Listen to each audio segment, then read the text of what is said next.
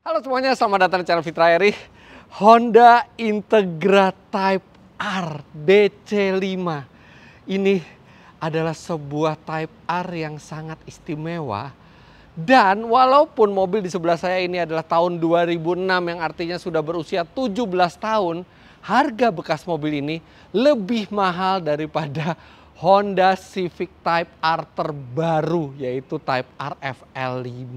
Kenapa mobil ini begitu mahal dan kenapa mobil ini begitu spesial? Saya akan ulas detail tentang Integra Type R ini dan saya juga akan nyetir, saya akan coba geber dan saya akan ceritakan ke Anda bagaimana impresi berkendaranya. Inilah Honda Integra Type R.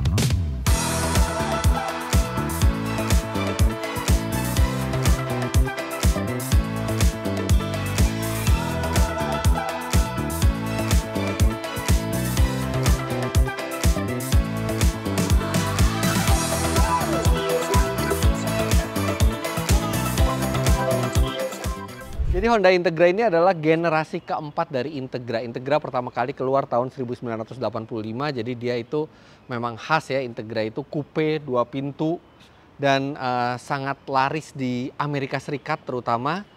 Namun untuk Integra Type R sendiri itu baru dari generasi ketiga Type R, yaitu DC2, kemudian ini generasi keempatnya DC5. Tapi Integra Type R ini eksklusif hanya untuk pasar Jepang. Jadi dia JDM, benar-benar JDM, sama seperti plat nomornya lagi JDM, ini benar-benar Japanese Domestic Market.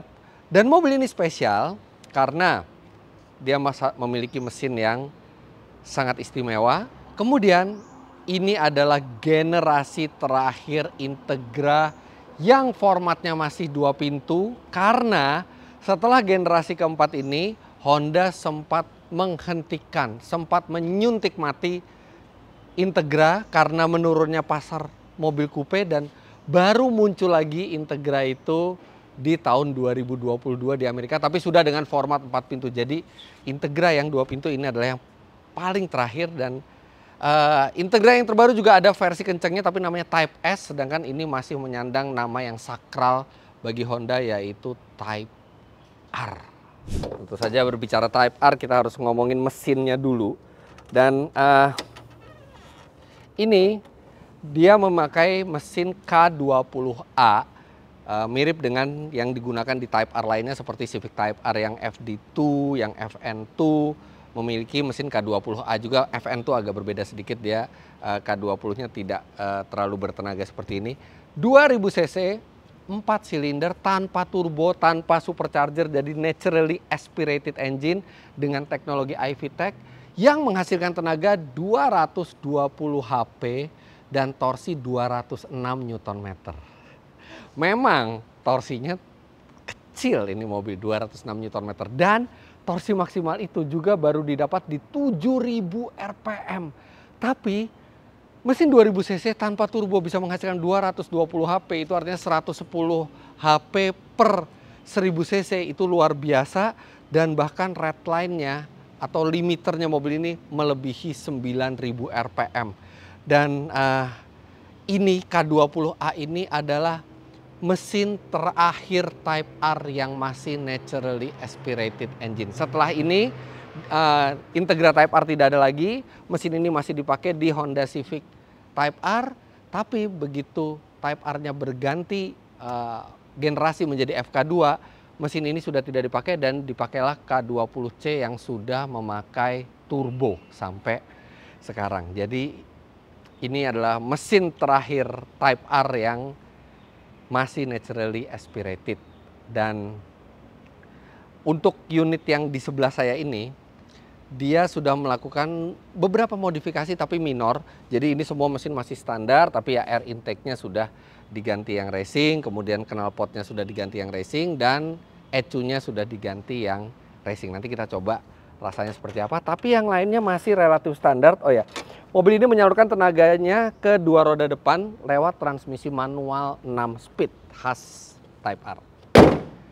Nah, berbicara standar, yang membuat mobil ini sangat mahal harganya adalah setelah 17 tahun mobil ini baru menempuh 4.000-an kilometer.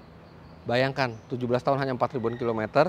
Kemudian dia adalah model yang sudah facelift. Kalau yang sebelum facelift itu ada lekukannya di sini, ada setengah lingkaran di sini, tapi sekarang ini yang sudah facelift, jadi yang versi paling terakhir dari Integra Type R. Kemudian semuanya masih standar, suspensi masih standar nih, lihat. Ini lumayan keunikan juga ya, suspensi belakangnya sedikit lebih rendah kelihatannya dari yang depan. Tapi itu standar. Kemudian velgnya ini masih standar nih, banyak 215/45R17. Banyak Integra Type R itu mungkin sudah dimodifikasi, dikasih velg lebih lebar, lebih besar, tapi ini masih standar semua stikernya. Bahkan nih kalau kita lihat ke sini masih diplastikin ini emblem Integra Type R-nya di sini. Wow, interior juga masih bagus sekali, nanti kita akan lihat. Kemudian ini khasnya Integra Type R menggunakan sayap yang besar sekali, serta ya karena ini sebuah Type R, logo di depan dan di belakang menggunakan latar belakang merah. Nah, ini dia bagasinya. Ini bagasi yang cukup besar. Besar sekali ini malah, dan dia cukup dalam, serta di bagian bawah dia masih memiliki ban serep, dan ban serepnya ini temporary, tapi dia memang seperti liftback ya ini bukaannya. Nah, ini knalpotnya ini sudah diganti. Nah, ngomong-ngomong knalpot, kenapa nggak kita coba dengar dulu suaranya?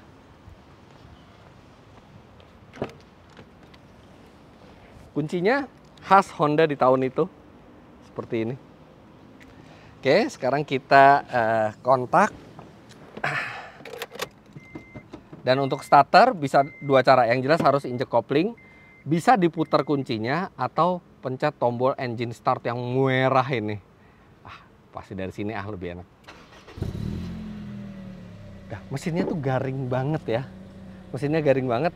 Tapi ini karena mobil ini sudah diganti ecunya. Ecu standarnya masih ada, tapi ini karena udah diganti, jadi ini disetting untuk punya seperti launch control gitu ya. Jadi RPM itu dikunci di RPM tertentu supaya start yang lebih sempurna. Tapi kalau belum kena cut off-nya seperti ini suaranya.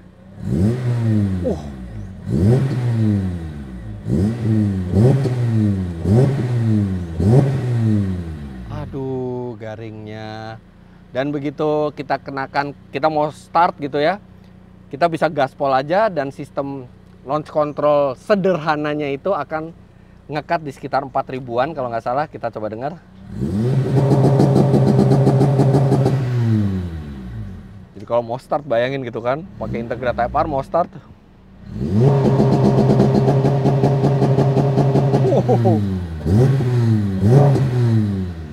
Nice. Dan begitu mobil itu udah maju, dia langsung bisa mesinnya berputar sampai 9.000 RPM lebih.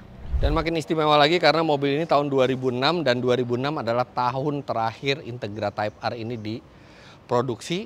Serta mobil ini masuk ke Indonesia tidak pernah melewati Honda Prospect Motor.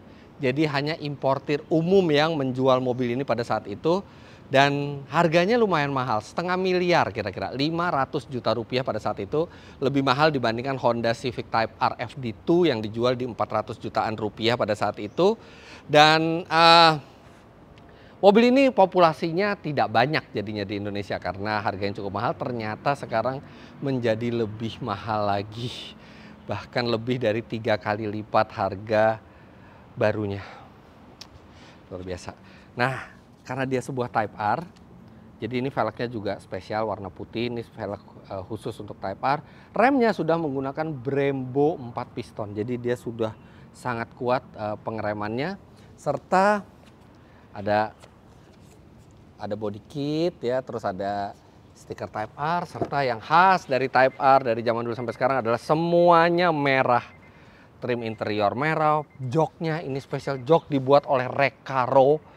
Dan ini warnanya merah, sampai karpetnya juga warna merah, engine startnya warna merah, logonya warna merah, dan itu yang diteruskan sampai sekarang. Sampai Civic Type R sekarang juga masih menggunakan tema merah seperti ini. Tapi ini Recaro-nya keren sekali, lihat ada tulisan Recaro. Sebenarnya Civic Type R yang baru nggak kalah keren ya joknya, cuman ini ada logo Recaro-nya itu loh, dan dia diatur secara manual seperti ini. Jadi walaupun lebih merepotkan tapi dia lebih presisi. Sedangkan yang Civic Type R dia biasa gitu.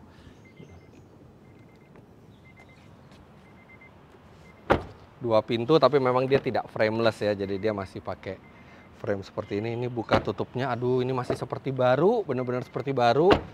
Catnya juga ini baru di PPF, jadi makin kinclong. Semuanya masih bagus. Ini lampunya juga masih bening sekali. Ih, dari luar aja tuh udah gemes ngelihatnya. Sekarang kita lihat dalamnya. Mau coba bagian belakang dulu. Ini udah posisi nyetir saya belum? Oh, masih kejauhan. Oke, ini posisi nyetir saya. Sekarang saya akan coba ke belakang. Lewat situ aja deh. Sebenarnya bisa ya. Sebenarnya ini bisa bisa ding. Kepala dulu apa kaki dulu ya? Kalau kaki dulu nggak muat. Kalau kepala dulu kurang berwibawa aja masuknya kalau kepala dulu. Tapi ya udah. Oke.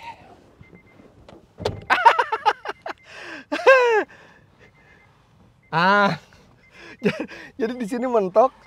Tapi kalau misalnya nyender, oke lah masih ada sedikit. Langsung ke kaca. Legroom pas, ngepas banget. Masih bisa ternyata orang dewasa tapi ya nggak nyaman ya. Tapi masih usable gitu, masih bisa dipakai di bagian belakang. Tapi ya ini tempat hanya untuk temennya yang punya Type R. Kalau yang punya Type R pasti di depan.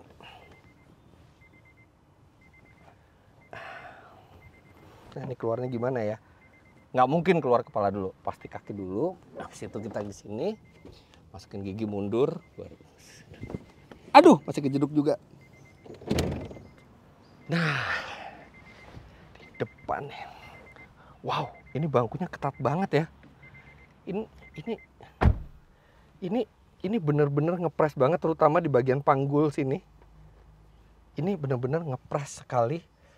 Wah, terus setirnya, ya dia tidak bisa teleskopik. Padahal Civic FD yang keluar nggak lama setelah ini tuh udah bisa teleskopik, yang ini belum. Tapi posisi duduknya cukup ergonomis, cukup rendah. Setirnya cukup tegak dan ini kakinya juga cukup selonjor. Ya ini dia khasnya Type R. Kecil sekali, dari metal, dari aluminium, dan dia ada angkanya yang berwarna merah di sini. Nah, oh iya, emang dari dulu Type R emang tek-tek. Emang enak sekali gearboxnya.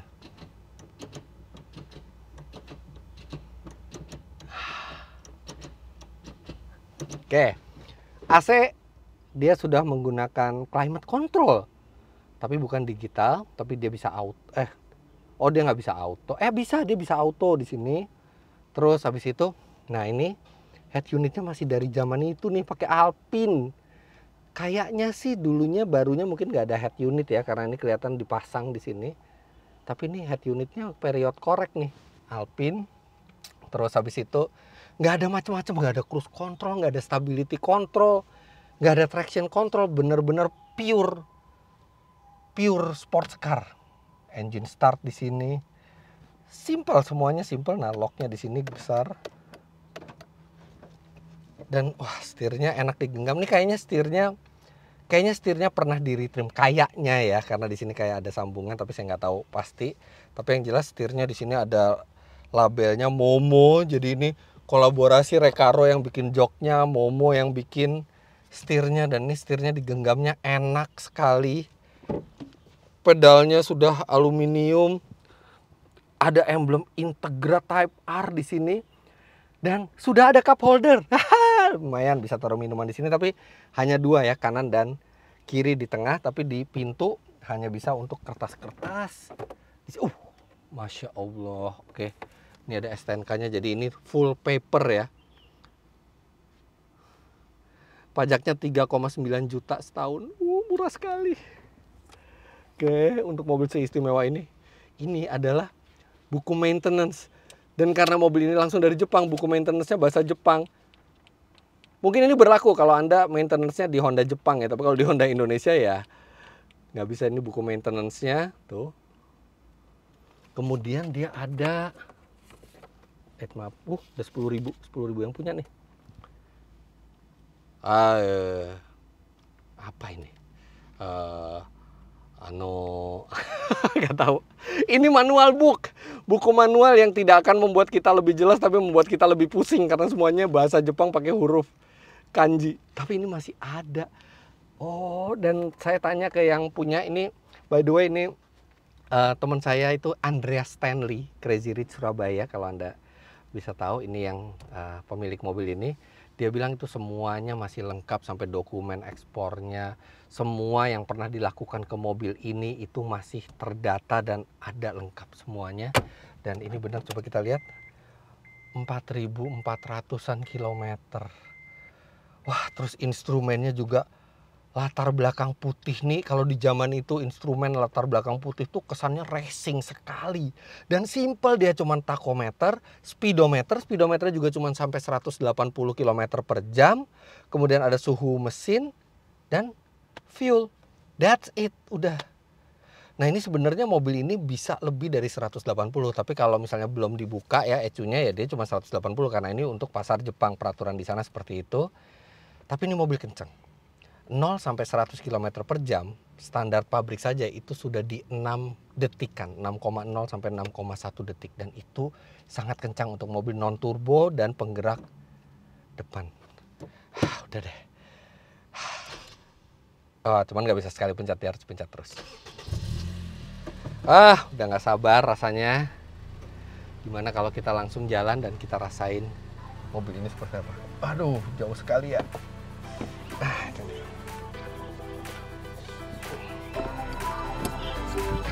Oke, coba Integra Type R.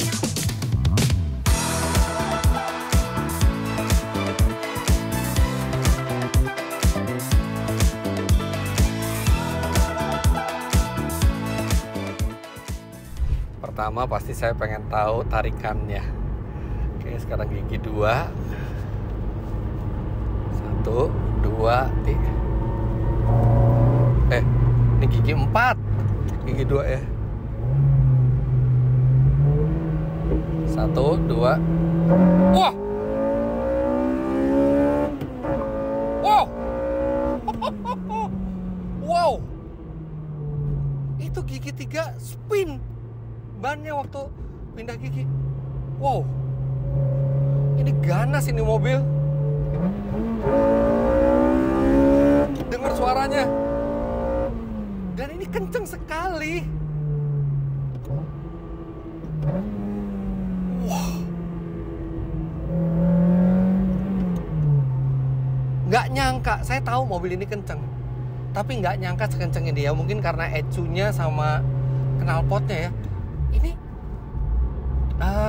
instannya, tenaganya itu seperti mobil listrik. Tapi bedanya dia pakai soundtrack yang merdu, suara mesin VTEC-nya itu. Wah, indah sekali suara mesinnya.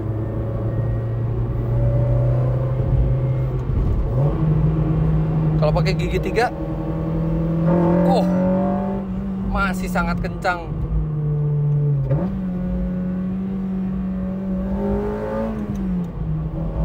Itu menyentuh 9.000 RPM-nya gampang sekali.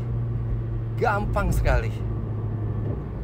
Ini mengerikan juga ini larinya. Ini mobil NA yang kencang sekali. Saya nggak menyangka sekencang ini. Dan memang mesin K20C ini spesial ya, materialnya spesial, desainnya spesial. Makanya dia benar-benar mesinnya tuh kayak tanpa beban sama sekali. Benar-benar berputar itu sampai 9.000 tadi dengan mudahnya. Dan memberikan hempasan ke belakang itu yang kuat. Gigi 3 masih spin. Setirnya kalau lagi berhenti itu berat. Dia pakai power steering, tapi power steeringnya itu belum yang pakai speed sensor. Jadi dia berat. Tapi kalau udah di kecepatan tinggi, dia udah pas bobotnya. Lincah ya. Nggak selincah, jauh banget lincahnya dibandingin yang Type R baru ya. Type R baru tuh bener-bener kayak nggak ada rolling. Ini masih ada body rollnya, kelihatan mobilnya itu pengendaliannya sangat baik, gripnya baik gitu ya. Tapi tidak seperti Type R yang modern. Tapi ini untuk zamannya ini sih pengendalian yang sangat baik, dan setirnya itu bobotnya jadi pas. Ini kalau lagi jalan kayak gini, bobot setirnya tuh seperti di mode sportnya Civic Type R yang baru gitu. Jadi masih ada berat-beratnya sedikit pas. Tapi memang kalau lagi berhenti ya, karena dia tidak pakai speed sensor, jadi dia terasa agak berat setirnya di saat idle atau berhenti. Dan dia tuh khas VTEC yang zaman itu ya. Jadi ada suara seperti dua mesin. Jadi kalau kita gas gitu ya dari 2500 tuh, nanti begitu di 3500 4000 dia VTEC-nya kayak ada mesin lagi. Dengerin ya. Ngong gitu. Ngong gitu. Ada khas banget VTEC di zaman itu masih kelihatan sekali perbedaannya. Nah, kita mau masuk terowongan dulu, coba kita dengerin suaranya.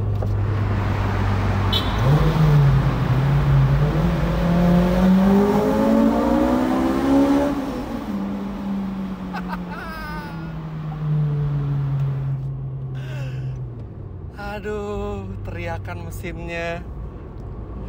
Oke, bantingan suspensinya seperti saya bilang nggak keras-keras amat. Makanya kenapa ketika handling itu masih ada rolling sedikit gitu ya, tapi ya sedikit ke arah firm lah, kayak sedikit ke arah kaku. Kemudian posisi berkendara, nah ini sayangnya, makanya kenapa ya yang FD2 itu yang sebenarnya itu di generasi yang mirip dengan ini tuh dia setirnya sudah teleskopik, tapi yang ini enggak, belum teleskopik. Tapi sebenarnya bukan itu masalah utamanya. Ini sih masih cukup ergonomis ya. Masalah utamanya tuh di sini, bangkunya yang sangat-sangat ketat. Bahkan saya sendiri tuh bukan termasuk orang yang lebar, bukan termasuk orang yang gemuk. Itu aja nih di panggul tuh terasa tertekan terus. Ini sih kalau buat jalan jauh pasti pegel nih, karena panggulnya tuh kayak ditekan. Tapi kalau buat di track, wah ini enak. Kita benar-benar serasa dipeluk. Sama gearboxnya ya, ini udah 17 tahun tapi gearboxnya ini masih enak, masih lancar, klak gitu. Emang jadi ada sedikit spelling ya, yang namanya pemakaian ya, maksudnya udah 17 tahun tapi ini masih sangat presisi. Dan secara overall mobil ini tuh rasanya seperti baru, materialnya masih bagus semua, mesinnya masih sangat-sangat segar mesinnya dan sangat-sangat bertenaga.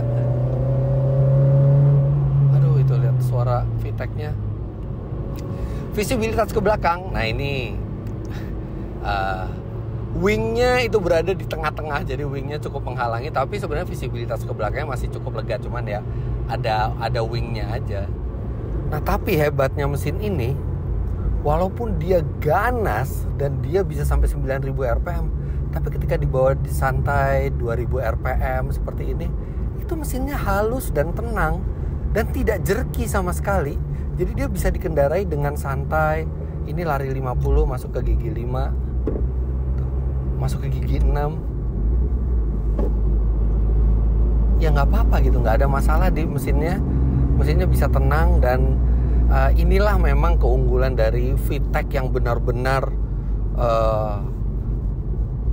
mematikan 2 katup ketika lagi berjalan santai dan mengaktifkan 4 katup dan mengubah profil dari bukaan cam itu. Jadi membuat mobil ini ya, sebenarnya mesin ini ya, itu seperti kita memiliki 2 mesin. Kita punya satu mesin buat santai dan kita bisa punya mesin juga untuk balap, dan itu bisa kita bergantian menggunakan mesin itu secara instan.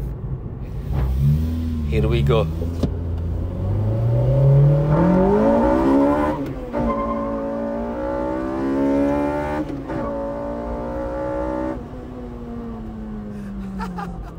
Wow.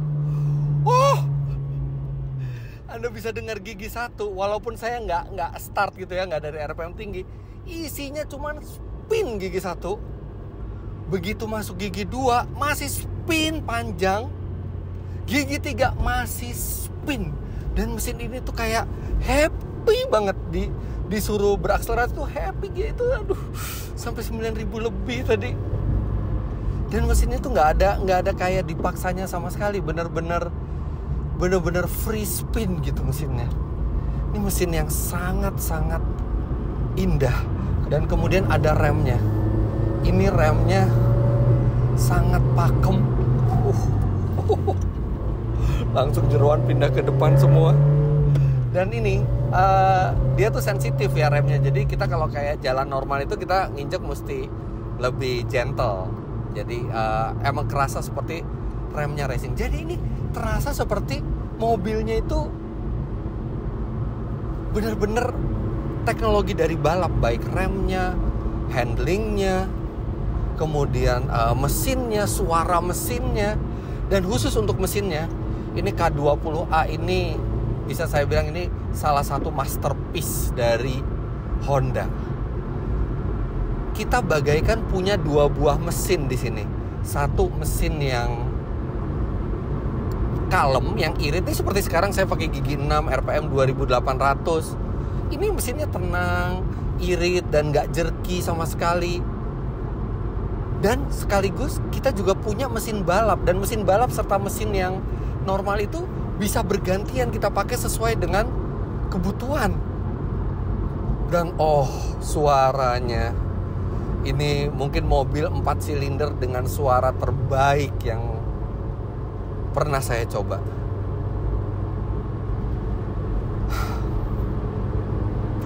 Perpaduan antara akselerasi yang kuat dan suara yang merdu, itu yang bikin pengalaman berkendara mobil ini berbeda. Apalagi kalau kita lihat dari luar, bentuk bodinya pun eksotis untuk sebuah Honda coupe. Dan tidak ada lagi Integra 2 pintu yang terakhir ini, tidak lagi dibuat oleh Honda. Makanya kenapa mobil ini memiliki nilai sejarah dan sangat menjadi incaran kolektor.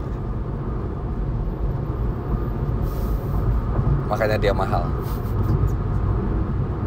Mahal sekali.